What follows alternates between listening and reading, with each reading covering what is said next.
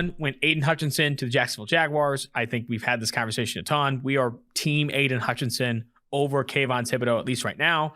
Then at 2, regardless, had them going Kayvon Thibodeau of Oregon, the Detroit Lions. And then at 3, this is probably the most chalky mock, right? The most chalky mock right now for the first 3 picks is either Aiden Hutchinson or Kayvon Thibodeau, 1 and 2. And then Evan Neal going to the Houston Texans at 3. I think we're going to consistently see that. I did want to mention that the line has moved so much on Evan Neal going number 1 overall. He was plus 900 to go number 1 overall before week 18, and now plus 275 to go number 1 overall. So I do think that there is going to be a lot of discussion, especially after this freak show goes to the combine and blows it up, for the Jacksonville Jaguars to not go edge, to not go Hutchinson or Thibodeau, and actually grab Evan Neal, the offensive tackle. I didn't have that selection here in this mock draft. I don't think a lot of mock drafts have that right now. But don't be surprised, in my opinion, if Evan Neal does go first overall, because this guy is a rare breed, and it does fill a pretty decent need for the Jacksonville Jaguars. I guess, what's your reaction to that? Do you think you'll see more mocks like that too?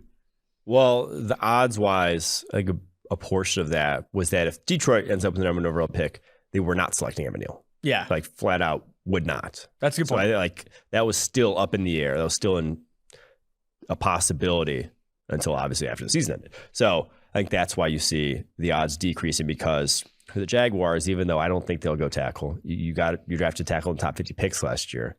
And you have another top 50 pick at the right side at offensive tackle going to year 4, to where you have similar grades on guys. You get a guy who can see the football field, and that would be an edge rusher over OT.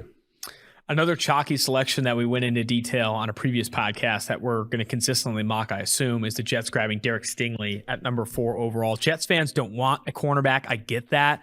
I think he will be the best player available at this spot. Now, that could change with All-Star Bowls, Combine, Pro Days, these different things, his injury status, all that. But for right now, I have Derek Stingley going to the Jets. Where I first want to really layer in some analysis is the 5 through 6.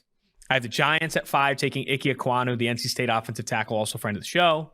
At 6, I have the Carolina Panthers grabbing what some are calling a generational safety prospect in Kyle Hamilton at 6. And then I have the Giants with their 7th round, or not 7th round, but their number 7 overall pick, grabbing my guy, George Karlaftis of Purdue. Now, I have been on this podcast and talked a ton about if the Giants like a quarterback in this class, they should take one.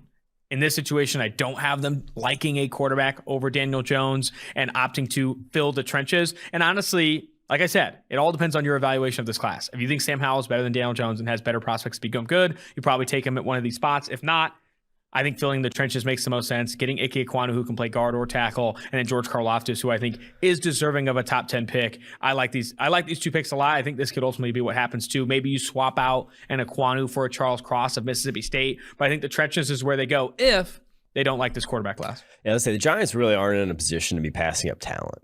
Like, the Giants' 5th and 7th picks are going to be, that's like a pure, you're in a position as a franchise, that is a pure grade. How highly did you grade XYZ player?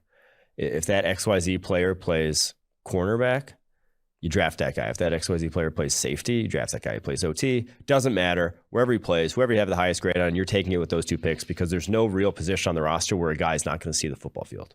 And you're not in a position, again, as a franchise, to where it's like, no, we need this. It's like, you got a lot of fucking needs. You know? Like, that's why you went. That's why you got a top 5 pick, okay? So that's how I feel about the Giants picks. And the Panthers, number 6. Panthers fans hate this pick. They do not want a safety. They do not want Kyle Hamilton here. They don't. From the mentions I've had on Twitter. Understandable. Safety at 6 is high. I'll just say he's different. It's different. He can be more than a safety. And obviously with the Panthers, the way they've set up that defense, like, it's a very flexible defense, and this guy brings you flexibility in what he can do. He can play slot cornerback. He can play linebacker. He can play safety. He's just very good at covering NFL players. So, yeah. I also think so for the Giants, last few comments that. there, not only do they have to get talent, but they have to get talent at valuable positions. The 2 highest paid positions in the NFL after quarterback are edge and offensive tackle. It's a good way to get there with Ekwonu or Charles Cross, and then obviously grabbing Karlaftis. The other thing I'll mention with the Panthers is that this is another spot where if they like the quarterback class, they should take one. Yeah. If they like a Corral or a Howell or a Willis or a Ritter or a Pickett, take them. Like, don't improve elsewhere. Take them and improve at the most important position in football. I think a lot of assumptions have to be baked in on Do you like this quarterback class over your current selections? And do you like them over some of like the blue chip talent that could be available in the first, I'd say 8 picks, right? Am I wrong to think about the class like that? First 8 picks are probably where a lot of this blue chip non-quarterback talent will be. After that, I mean, comparing some of the quarterbacks to the type of non-quarterback talent you can get, I just feel like at that point, if you do have a need at quarterback, it starts to get easier to make that decision. In the first 8 picks, you're going to be passing on some really talented non-quarterbacks. Whereas after the first 8 picks, it's like, okay, if you have a quarterback need and you like one of these guys, you should probably swing that bat. Honestly, if I had to cut off where the blue chip demarcation is in this class, like guys I feel like I'd be floored if they got, they busted, if they weren't like, Pro Bowl caliber players sooner rather than later. I think there'd be like 4 in this class. So obviously that Giants at 5 delays in with that one. But like Aiden Hutchinson, Kayvon Thibodeau, Kyle Hamilton, Derek Stingley. That's it to me. Those are the top 4 players in the PFF draft board. After that, I love having Neal, but he's not prospect-wise. He's not Penei Sewell. He's not, I would even put like Tristan Wirfs better than him a couple years back. So he's 5 on the PFF board, even going down to Karlaftis. I'm not putting him in that blue chip category. Tyler Linderbaum is for a center, though. Mm-hmm. It's like, so I guess that's a little different. But so maybe those 5 then. Maybe I'll throw Tyler Linderbaum in there as a blue chip prospect that like there's 5 in this class. Because I think that's another important part of the conversation, right? Like if you're going to go non-quarterback in the top 10 with an obvious need at quarterback, which I think you could say that for the Carolina Panthers. You could potentially say that for the New York Giants. You could say that for the Broncos at 9. You could say that football team at 11.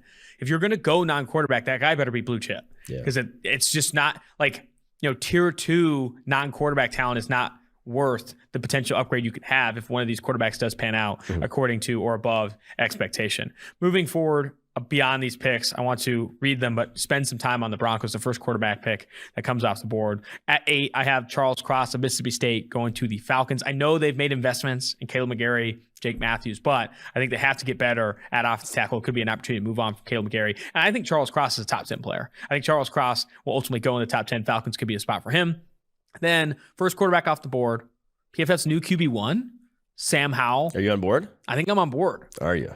I think I'm on board with Sam Howell, though I still think that there needs to be more tape ground. But Sam Howell of UNC, he's the first quarterback off the board. And in my opinion, like I said, at 9, Broncos, if they don't make an upgrade for Rodgers or swing the bat for Russell Wilson, they don't make upgrades elsewhere. Kirk Cousins potentially, they need to take their favorite quarterback at this spot. They have to. You go into next year with the current situation they have and as talented of a roster as they have, I think it would be malpractice. Yeah. I mean, they have to, I think, have some regrets of last year. Even though Patrick Surtain turned out great, you could be looking at, so they have a lot of cap space.